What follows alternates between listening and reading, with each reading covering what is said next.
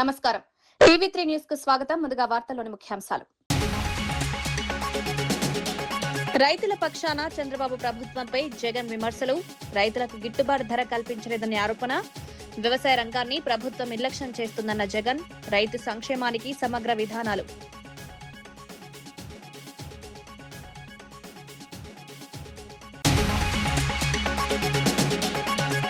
ప్రజా ఫిర్యాదుల పరిష్కారానికి అధికారులకు సీతక్క ఆదేశాలు. ప్రతి వినతికి త్వరితగతిన పరిష్కారం.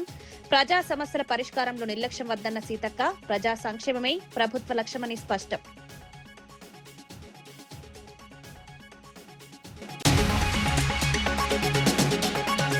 రుణాల ఆరోపణలను ఖండించిన ఎమ్మెల్యే ప్రేమ్ సాగర్ రావు. తీసుకున్న రుణాలన్నీ చెల్లించాలన్న ప్రేమ్ సాగర్ రావు. తనపై జరుగుతున్నది రాజకీయ దుష్ప్రచారమేనన్న ఎమ్మెల్యే. అసత్య ప్రచారంపై చట్టపరమైన చర్యల హెచ్చరిక.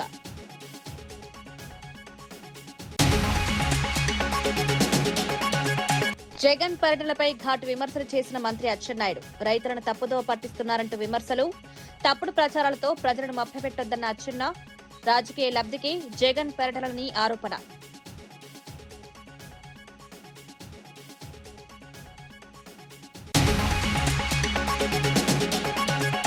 కాంగ్రెస్ పాలనపై తీవ్ర ఆరోపణలు చేసిన ఎర్రోళ్ల శ్రీనివాస్. ప్రజా సమస్యల పరిష్కారంలో ప్రభుత్వం విఫలం. రాష్ట్ర సంపదను దోచుకుంటున్నారని ఆరోపణల. ప్రజా ప్రయోజనాల కోసం పోరాటం కొనసాగిస్తామన్న ఎర్రోళ్ల. రైతుల ప్రయోజనాలను కాపాడడంలో చంద్రబాబు ప్రభుత్వం పూర్తిగా విఫలమైందని వైఎస్ఆర్సీపీ అధ్యక్షుడు వైఎస్ జగన్మోహన్ రెడ్డి ఆరోపించారు. ఏ పంటకు గిట్టుబాటు ధర కల్పించలేదని, రైతులు తీవ్ర ఇబ్బందులు ఎదుర్కొంటున్నారని విమర్శించారు. గిట్టుబాటు ధర లభించిన పంట ఒక్క గంజాయే అంటూ వ్యంగ్య వ్యాఖ్యలు చేశారు. వ్యవసాయ రంగంపై ప్రభుత్వానికి సరైన దృష్టి లేదని, రైతులను ఆదుకునే విధానాలు అమలు కాలేదన్నారు. వ్యవసాయం రాష్ట్ర ఆర్థిక వ్యవస్థకు వెన్నెముక అయినప్పటికీ రైతుల సమస్యలను పరిష్కరించడంలో నిర్లక్ష్యం కొనసాగుతుందని పేర్కొన్నారు. పంటలకు కనీస మద్దతు ధర, సాగు వ్యయాల నియంత్రణ, మార్కెటింగ్ సౌకర్యాల కల్పన వంటి అంశాల్లో ప్రభుత్వం విఫలమైందని విమర్శించారు. బియ్యం తింటే క్యాన్సర్ వస్తుందంట, కాబట్టి వరికి గిట్టుబాటు ధరలు రాకుండా డమాల్ చేసే కార్యక్రమం చేశాడు. చంద్రబాబు నాయుడు అంటాడు మిర్చి తింటే అసిడిటీ వస్తుందంట, కాబట్టి మిర్చి పంటకు గిట్టుబాటు ధరలు రాకుండా డమాల్ చేశాడు. మామిడి తింటే చంద్రబాబు నాయుడు గారు అంటారు షుగర్ వస్తుందట, అందుకే మామిడి పంటను కూడా డమాల్ చేశాడు. గిట్టుబాటు ధరలు లేకుండా రైతులు రోడ్డు మీదకి వచ్చాడు. ఇక పొగాకు పరిస్థితి చూస్తే హెల్త్ దెబ్బతింటుందంట, పొగాకుకు మంచి రేటు వస్తే అని పొగాకు రైతులు కూడా ఇవాళ డమాలనిపించాడు. చంద్రబాబు నాయుడు గారి పరిపాలనలో రైతులు హానికరం, వ్యవసాయానికి చంద్రబాబు నాయుడు గారి పరిపాలన ప్రమాదకరంగా ఈరోజు రాష్ట్రంలో పరిస్థితులు ఉన్నాయి. వైఎస్ఆర్ కాంగ్రెస్ పార్టీ ఖచ్చితంగా ఒత్తిడి తీసుకొచ్చే కార్యక్రమం చేస్తుంది. వైఎస్ఆర్ కాంగ్రెస్ పార్టీ రైతుల పక్షాన పోరాటం కొనసాగిస్తుంది. ఈ ప్రభుత్వంలో ఈ మాదిరిగా ఆత్మహత్యలు చేసుకున్న వెంకట్రావు అన్న భార్య లాంటి కుటుంబాలకు వైఎస్ఆర్ కాంగ్రెస్ పార్టీ ప్రభుత్వం అధికారంలోకి వచ్చిన వెంటనే ఈ కుటుంబానికి అండగా ఉంటాం. ఇది ప్రభుత్వం తప్పిదం కాబట్టి, ప్రభుత్వం స్పందించాల్సిన సమయంలో స్పందించడం లేదు కాబట్టి, ఇవ్వాల్సిన ఎక్స్గ్రేషియా 7 లక్షల రూపాయలు ఇవ్వడం లేదు కాబట్టి, ఇవ్వని కారణంగా ఆ 7 లక్షలకు డబల్ చేసి ప్రభుత్వం తప్పు అని చెప్పి ఒప్పుకొని అధికారుల చేత లెంపలే ఇచ్చి ఈ తల్లికి మన ప్రభుత్వం వచ్చిన తర్వాత మంచి జరిగిస్తాము అని కూడా ఖచ్చితంగా చెప్తా ఉన్నారు. హైదరాబాద్ లో నిర్మాణంలో ఉన్న మూసారాంబాగ్ బ్రిడ్జ్ పనులను నగర ఇన్ఛార్జ్ మంత్రి పొన్నం ప్రభాకర్, మంత్రి అజారుద్దీన్ సంయుక్తంగా పరిశీలించారు. బ్రిడ్జ్ నిర్మాణ పురోగతిని అధికారులతో సమీక్షించి పనులను వేగవంతం చేయాలని ఆదేశించారు. ఈ తనిఖీలో ప్రభుత్వ సలహాదారు V Hanumantharao, GHMC commissioner RV Karnan, Khairatabad DCC అధ్యక్షుడు జి మోతా రోహిత్, అంబర్పేట నియోజకవర్గ కార్పొరేటర్లు, పార్టీ నాయకులు పాల్గొన్నారు. ప్రజలకు ట్రాఫిక్ ఇబ్బందులు తగ్గేలా నాణ్యతతో పనులు పూర్తి చేయాలని మంత్రులు సూచించారు. నిర్మాణ పనులను నిర్దేశిత గడువులో పూర్తి చేసి ప్రజలకు అందుబాటులోకి తీసుకురావాలని అధికారులకు ఆదేశాలు జారీ చేశారు. సదుపాయాలను కలగజేసే విషయంలో కూడా ఈ ప్రభుత్వం చిత్తశుద్ధితో ఉంది. అందుకే ఈరోజు అనేకమైనటువంటి ఒక మంచి ప్రణాళికలతో ముందుకు పోయే ప్రయత్నం చేస్తా ఉంది.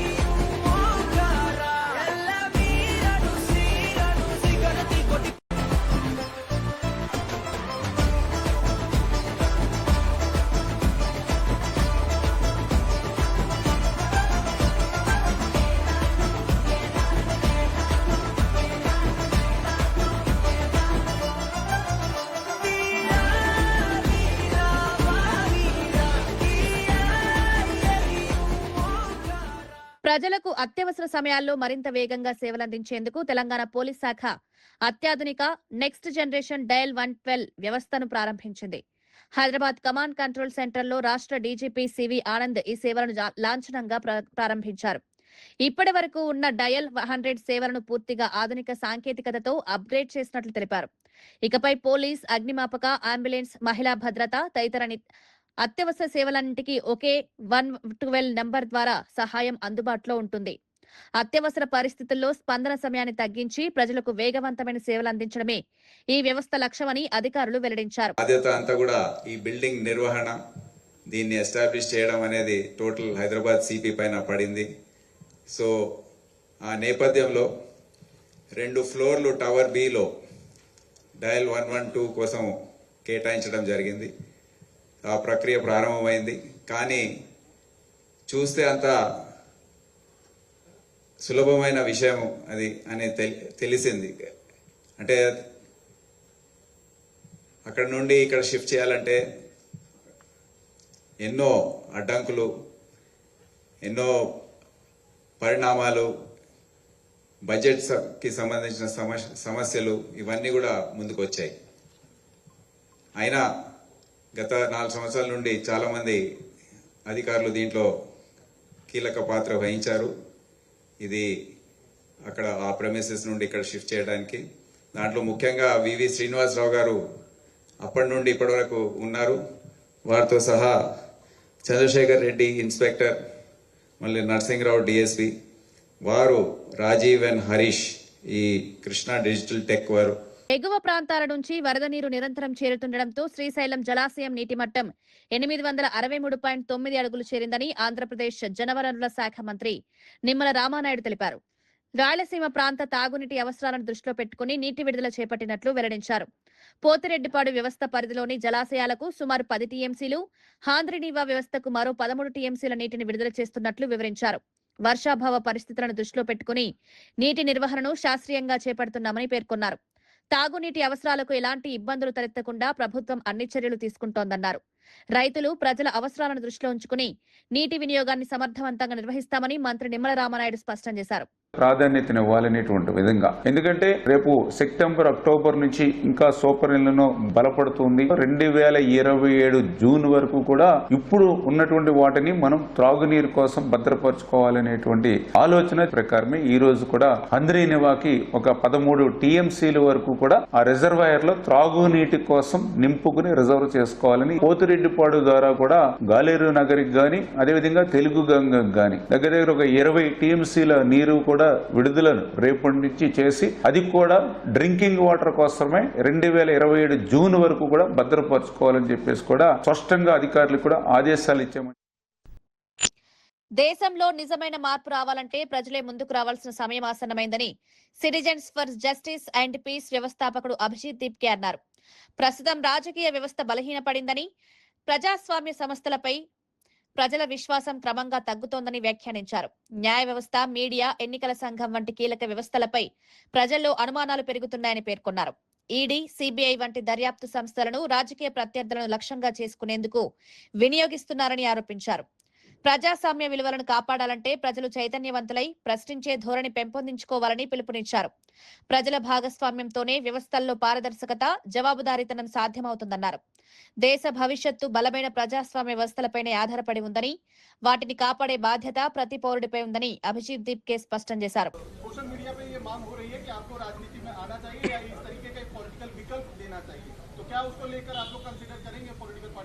नहीं, देखिए इसमें 2 चीजें हैं. जैसे कि अभी क्या हो रखा है, चाहे पॉलिटिकल सिस्टम हो, चाहे जुडिशरी हो, चाहे मीडिया हो, चाहे इलेक्शन कमीशन हो, इन सभी इंस्टीट्यूशन से जनता का भरोसा उठ चुका है, पूरी तरह उठ चुका है. और जो हमारे मूवमेंट को सपोर्ट मिला था वो सिर्फ एजुकेशन तक लिमिटेड नहीं रहा था. जैसे जैसे आंदोलन बढ़ा, वो इन सारे इंस्टीट्यूशन के ऊपर जो भरोसा कम हुआ है जनता का, वो गुस्सा दिख रहा था. जंतर मंतर पर दिख रहा था, मुंबई में दिख रहा था, बंगाल में दिख रहा था, चेन्नई में दिख रहा था, देश भर में दिख रहा था. तो इसलिए हमें लगता है इन सारे इंस्टीट्यूशंस में अकाउंटेबिलिटी वापस लाने के लिए और कहीं ना कहीं इन इंस्टीट्यूशंस को वापस से न्यूट्रलिटी वापस लाने के लिए एक पब्लिक मूवमेंट की जरूरत है, एक पब्लिक प्रेशर की जरूरत है. और पॉलिटिकल पार्टी जो मुझे आज लगता है कि आज जो पॉलिटिकल सिस्टम का जो सिचुएशन है वो बहुत ही खराब है. सुबह लोग किसी को चुनते हैं, शाम को किसी और की सरकार बन जाती है। सुबह एमएलए एमपी वो एक पार्टी का चुनते हैं, शाम तक वो किसी और पार्टी में होता है, और जब वो ना हो तो वो डिलीट हो जाते हैं, और अगर वो भी ना हो तो क्या हो जाता है, अपना जितना भी पार्टियां है उसको तोड़ा जाता है ईडी सीबीआई भेजकर। तो ऐसे सिचुएशन में जनता जो है वो त्रस्त हो चुकी है इन सारी चीजों से। इसलिए हमारी पब्लिक मूवमेंट को इसलिए सपोर्ट मिला क्योंकि सारे लोगों ने अपनी आइडियोलॉजीज के ऊपर उठकर, पॉलिटिकल पार्टीज के ऊपर उठकर एक साथ आए। इस जो भी चीजें हो रही है देश में अभी गलत, जो डेमोक्रेसी को वीक कर रही है, उसके अगेंस्ट एक साथ आए और ये गुस्सा दिखाया लोगों ने कि अब जो है इंडिया में एक पब्लिक मूवमेंट चलेगी, एक सोशल मूवमेंट चलेगी। उसके लिए विकल्प बनेगी, जो बातें आप कह रहे हैं युवाओं के लिए लड़ने के लिए, तो क्या विकल्प के तौर पे राजनीति में आएंगे? सवाल वही है। मैंने आपका उसका ही जवाब दिया मैंने अभी कि अभी इंडिया को जो जरूरत है वो एक पब्लिक मूवमेंट की है। కాంగ్రెస్ ప్రభుత్వంపై బీఆర్ఎస్ నాయకుడు డాక్టర్ ఎర్రోళ్ల శ్రీనివాస్ తీవ్ర స్థాయిలో విమర్శలు చేశారు. ముఖ్యమంత్రి ముఠా నాయకుడిలా వ్యవహరిస్తూ రాష్ట్ర సంపదను దోచుకుంటున్నారని ఆరోపించారు. పేదల భూములను బలవంతంగా లాక్కుంటున్నారని, కాంగ్రెస్ నాయకులకు ప్రజల పట్ల బాధ్యతాభావం లేదని మండిపడ్డారు. సంస్కారం లేని రాజకీయాలతో రాష్ట్రాన్ని వెనక్కి తీసుకువెళ్తున్నారని విమర్శించారు. అధికారాన్ని ప్రజా సంక్షేమానికి వినియోగించకుండా వ్యక్తిగత ప్రయోజనాలకు ఉపయోగిస్తున్నారని ఆరోపించారు. ప్రజల సమస్యలను పరిష్కరించడంలో ప్రభుత్వం పూర్తిగా విఫలమైందని పేర్కొన్నారు. ప్రజలు అన్ని విషయాలను గమనిస్తున్నారని, రానున్న రోజుల్లో తగిన సమాధానమిస్తారన్నారు.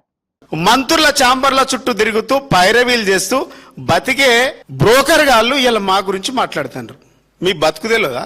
అలంపూర్లో చిన్న స్థాయి నుంచి చిన్న స్థాయి దగ్గర నుంచి డబ్బులు బెదిరించి అడుక్కుంటూ కాంట్రాక్టర్ల దగ్గర బెదిరించుట్టు సంస్కృతి మీది. మీరు ఆర్ఎస్ ప్రవీణ్ గారి గురించి మాట్లాడుతుంది. నేనేమంటున్నా, సంపత్ నువ్వు కూడా యూనివర్సిటీలో చదివినావు, సంస్కారంతో మాట్లాడు. ఈ కాంగ్రెస్ పార్టీలో నాకు తెలిసి ఎవరికి సంస్కారమే లేదు, బూతులు తప్ప వేరే మాటలే లేవు, ఎవరికి సంస్కారం లేదు ఒక్కడికి. ఎందుకు మీ బతుకెందుకు? మీదో బతుక? సంస్కారం లేని మీ బతుకు ఒక బతికేనా అంటున్నా నేను. నాకు తెలిసి శ్రీశ్రీ అంటుండేనేమో, మీది ఒక బతికేనా సందులలో పందుల వల్ల, కుక్కల వల్ల, నక్కల వల్ల. ఇది కాంగ్రెస్ వాళ్ళకు వర్తిస్తుంది. ఏం భాష అది? మాకు మాట్లాడరాదా? అరే అవులే, అరే వెదవా, అరే యూజ్లెస్ ఫెలో, అరే బేకూబ్, దయాకరు, ఇట్లాంటి వాళ్ళందరూ నేను అనలేనా? పెద్ద పెద్ద చదువులు చదవంగానే కాదు, అమెరికా పోయినా కూడా మీ బుద్ధి మారలే. మీరు హైదరాబాద్లో ఉన్న ఇదే, అమెరికా పోయినా కూడా మీ బుద్ధి గంతే. కుక్క తోకకు రాయి కడితే చక్కగా అంటే మీ బుద్ధి ఏడన్నా గంతే. దేశాలు దాటితేంది, మీరు పర్వతాలు దాటితేంది, మీరు సముద్రాలు దాటితేంది, మీ బుద్ధి గంతే. మీ బుద్ధి సంకుచిత బుద్ధి మీది, సంస్కారం లేనటువంటి బుద్ధి మీది. మీరు మా గురించి మాట్లాడతారు. ఆంధ్రప్రదేశ్ మంత్రి అచ్చెన్నాయుడు దేవరపల్లి పర్యటన సందర్భంగా వైఎస్ఆర్సీపీ అధినేత జగన్మోహన్ రెడ్డిపై తీవ్ర విమర్శలు చేశారు. పొగాకు రైతులను తప్పుదోవ పట్టించేలా జగన్ వ్యాఖ్యలు చేస్తున్నారని ఆరోపించారు. ప్రజలను రెచ్చగొట్టే ప్రయత్నాలు మానుకోవాలని హితవు పలికారు. చట్ట వ్యతిరేక కార్యకలాపాలకు పాల్పడితే ఎవరినీ ఉపేక్షించబోమని హెచ్చరించారు. మరోవైపు మంత్రి వాసంశెట్టి సుభాష్ మాట్లాడుతూ రాజకీయ ప్రాధాన్యం కోసమే జగన్ ప్రజాపర్యటనలు నిర్వహిస్తున్నారని విమర్శించారు. ప్రజల సమస్యల పరిష్కారం కంటే రాజకీయ లబ్ధికే ఆయన ప్రాధాన్యమిస్తున్నారని ఆరోపించారు. రైతుల సమస్యలపై ప్రభుత్వం బాధ్యతాయుతంగా వ్యవహరిస్తోందని, తప్పుడు ప్రచారాలతో ప్రజలను మభ్యపెట్టే ప్రయత్నాలు ఫలించవని పేర్కొన్నారు. ప్రతిసారి ఛాలెంజ్ చేస్తున్నాను, ఈరోజు ఛాలెంజ్ చేస్తాను. నీ 5 సంవత్సరాల్లో పొగాకు రేట్లు ఏ విధంగా ఉండాయి? రేట్లు పడిపోయేటప్పుడు బాధ్యత గల ప్రభుత్వంగా ఒక్క రోజైనా నువ్వు స్పందించావా? డిస్కస్ చేద్దాం రా, డిబేట్ చేద్దాం రా. రావడానికి సిగ్గుగా ఉంటే నీకు నచ్చిన వాళ్ళతో వీడియో కాన్ఫరెన్స్ పెట్టు, నేను అడుగుతాను, నువ్వు ఆన్సర్ చేయి. నువ్వు అడుగు, నేను ఆన్సర్ చేస్తాను. విఘ్నులైనటువంటి రైతులు, ప్రజలు డెసిషన్ తీసుకుంటారు. 2019లో గొడ్డల పార్టీ అధ్యక్షుడు వచ్చేసరికి ఎఫ్సివి కేజీ 140 రూపాయల రేటు ఉండేది.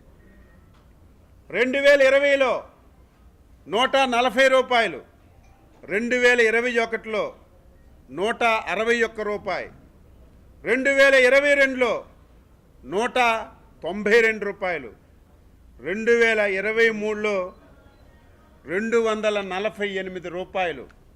నీ పరిపాలనలో 142, 140, 161, 192, 2023లో 243 రూపాయలు రేట్లున్నాయి. ఇదేదో అచ్చెన్నాయుడు రాసుకొని చెప్పింది కాదు. ఎఫ్సివి పొగాకంటే పొగాకు బోర్డులోనే మొత్తం రికార్డు అంతా ఉంటుంది. నీ హయాంలో ఆ రేట్లుంటే మేము 2024లో అధికారంలోకి వచ్చాం. రేట్లు అనేవి ఏదో తెలుగుదేశం పార్టీ అధికారంలో వస్తే పెరిగిపోవు, తెలుగుదేశం పార్టీ అధికారంలో వస్తే తగ్గిపోవు. దీనికి అనేక కారణాలు ఉంటాయి. ఇంటర్నేషనల్ మార్కెట్ ఎక్కడికి మనం ఎక్స్పోర్ట్ చేయాలో అక్కడ కూడా ఇదే పొగాకు పండించడం, ఇన్ని కారణాలతో ధరల మీద ప్రభావం ఉంటుంది. 2024లో 326 రూపాయలు కేజీ అమ్ముకున్నారు. నీ హయాంలో 248 చివరిది. మేము వచ్చిన తర్వాత 326 కేజీ. 2025లో 300 రూపాయలు. ఈ సంవత్సరం ధర తగ్గింది, వాస్తవం అది. 275 రూపాయలు ఈరోజు కొంటున్నారు, అత్యధిక రేటు. ఏమ్మా గొడ్డల పార్టీ, నీ పరిపాలనలో ఎలాగున్నాయి రేట్లు, మా పరిపాలనలో ఎలాగున్నాయి రేట్లు? తగ్గింది. మీరు చాలామంది పాత్రికేయులు ఉన్నారు. పొగాకు గురించి చంద్రబాబు నాయుడు గారు ఎన్ని సమావేశాలు పెట్టారు. కేంద్రం దగ్గరికి వెళ్ళి అందరు మంత్రులతో మాట్లాడి రైతులకు ఆదుకోవాలని చెప్పి 4-5 మాసాలుగా ఇదే పని చేస్తున్నాం. మాట్లాడితే నేను పొగాకు కొన్నానని చెప్తున్నావు. నేనే మార్కెట్కి రంగంలో దించేశానని ఓకదంపుడు ఉపన్యాసాలు ఇస్తున్నావు. నీకు ఆ మాట్లాడే నైతిక హక్కు ఎక్కడుందని చెప్పి అడుగుతున్నాను. నువ్వు కొన్నిది ఒకే ఒక్క సంవత్సరం, ఇది కూడా రాసుకోవాలి. ఒకే సంవత్సరం గొడ్డల పార్టీ 2019లో 124 మిలియన్ కేజీలు ఎఫ్సివి పొగాకు పండింది ఈ రాష్ట్రంలో.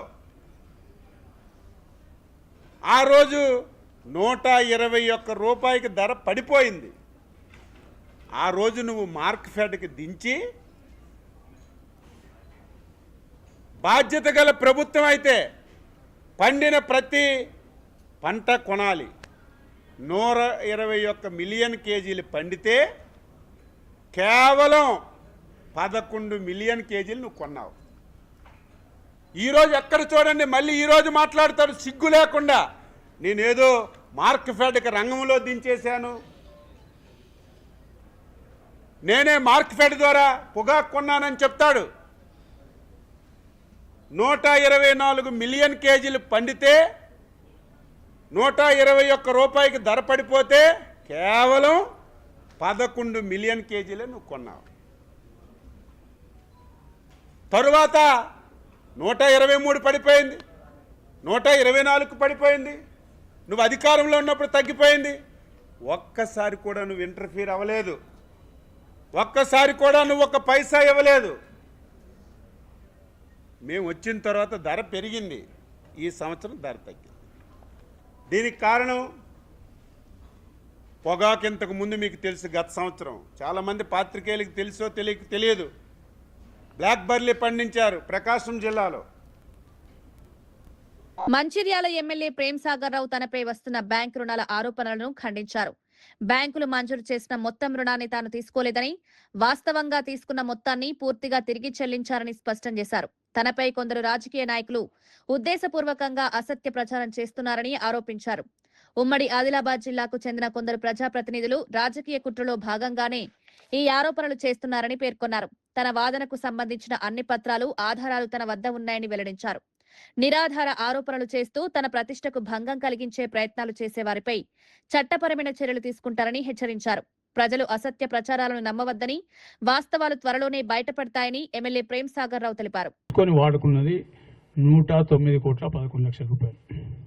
2009లో రెండోసారి కాంగ్రెస్ ప్రభుత్వం వచ్చినప్పుడు 2009 ఎలక్షన్లో ఒక ఆసిఫాబాద్ కాన్స్టిట్యున్సీ తప్ప అప్పుడు జిల్లా మొత్తం నా కంట్రోల్లో ఉండే.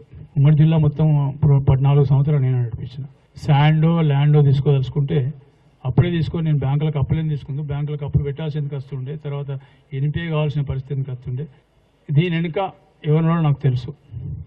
అది కూడా మా జిల్లా ప్రతినిధులే, ఉమ్మడి ఆదిలాబాద్ జిల్లా ప్రజాప్రతినిధులే చేసిన కార్యక్రమం ఇది. ఎందుకు చేస్తున్నారంటే క్యాబినెట్ గురించి వచ్చిన ప్రతిసారి దాని ముంగట ఒక నెల రోజుల ముందు నుంచి తాపకోటి ఇది ఒకటి పేపర్లో ఈ గొడవ వేయడం జరుగుతుంది. ఈసారి ఇది కూడా వేసి ఇది కొత్త కాదు, చాలా సంవత్సరాల నుంచి నడుస్తుంది.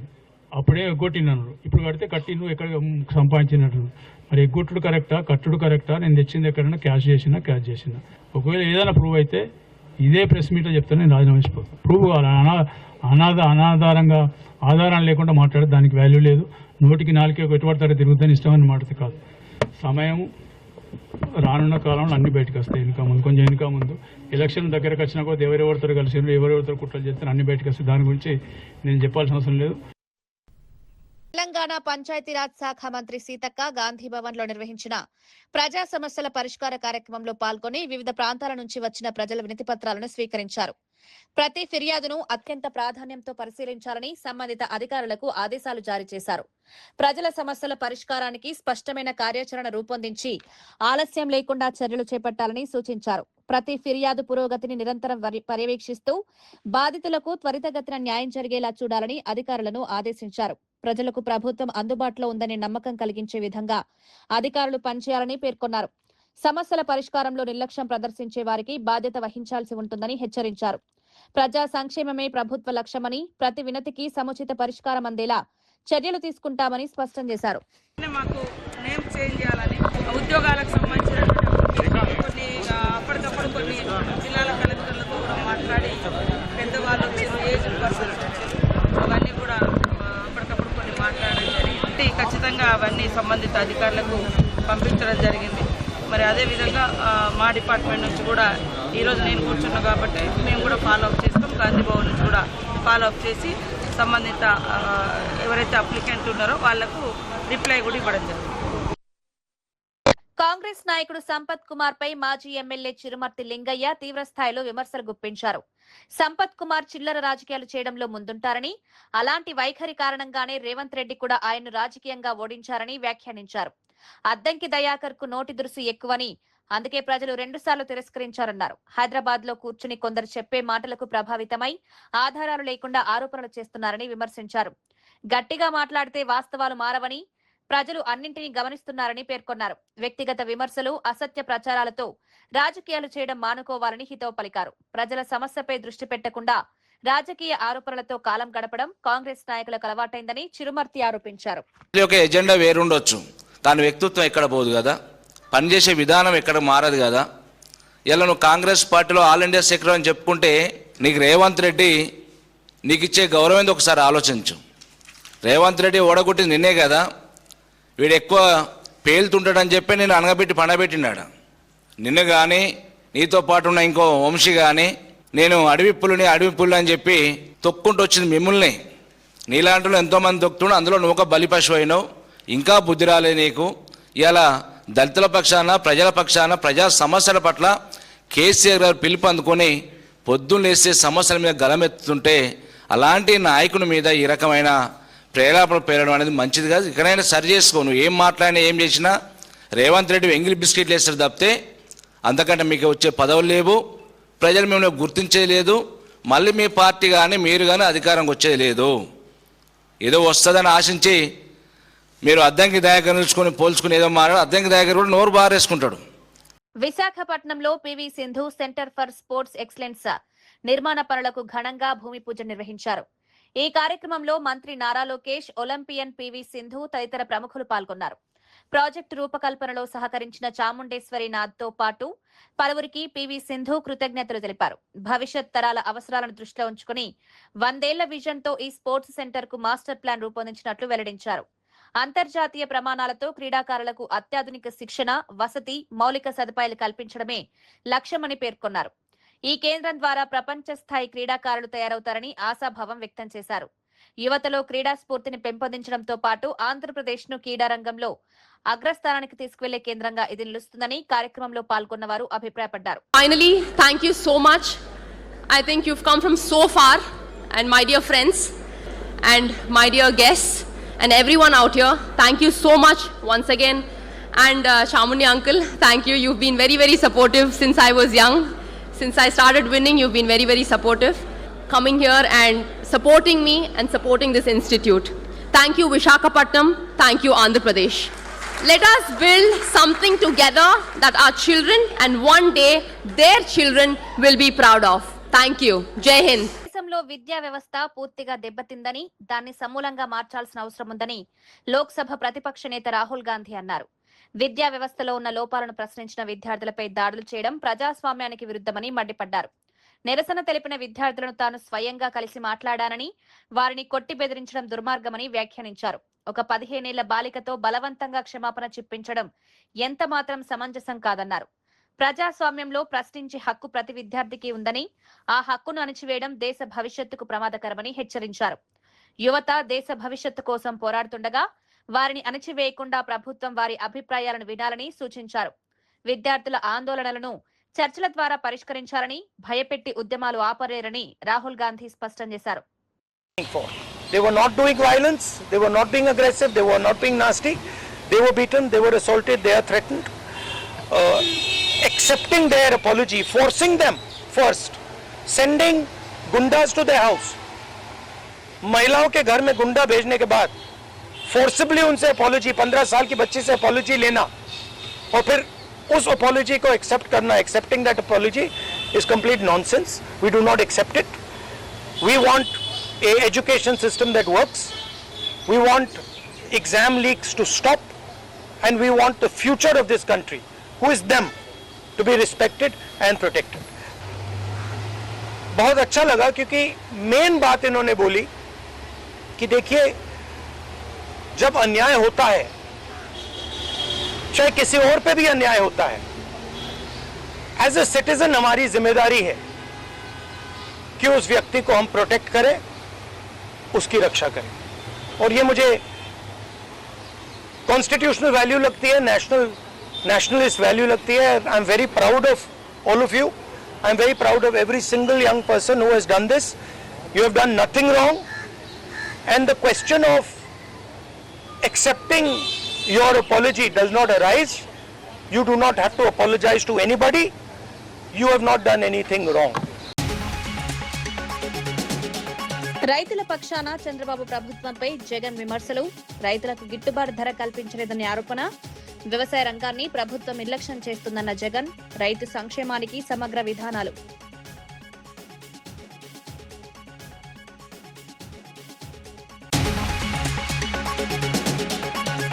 ప్రజా ఫిర్యాదుల పరిష్కారానికి అధికారులకు సీతక్క ఆదేశాలు. ప్రతి వినతికి త్వరితగతిన పరిష్కారం. ప్రజా సమస్యల పరిష్కారంలో నిర్లక్ష్యం వద్దన్న సీతక్క. ప్రజా సంక్షేమమే ప్రభుత్వ లక్ష్యమని స్పష్టం.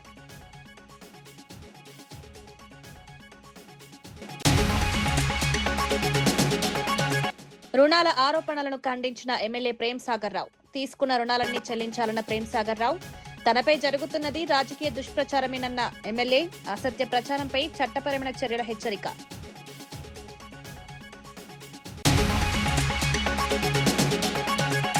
జగన్ పర్యటనపై ఘాటు విమర్శలు చేసిన మంత్రి అచ్చెన్నాయుడు. రైతులను తప్పుదోవ పట్టిస్తున్నారంటూ విమర్శలు. తప్పుడు ప్రచారాలతో ప్రజలను మభ్యపెట్టొద్దన్న అచ్చెన్నా. రాజకీయ లబ్ధికి జగన్ పర్యటనని ఆరోపణ.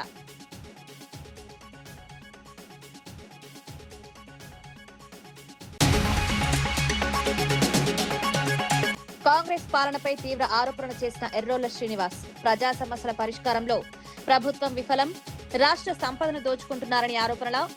ప్రజా ప్రయోజనాల కోసం పోరాటం కొనసాగిస్తామన్న ఎర్రోళ్ల.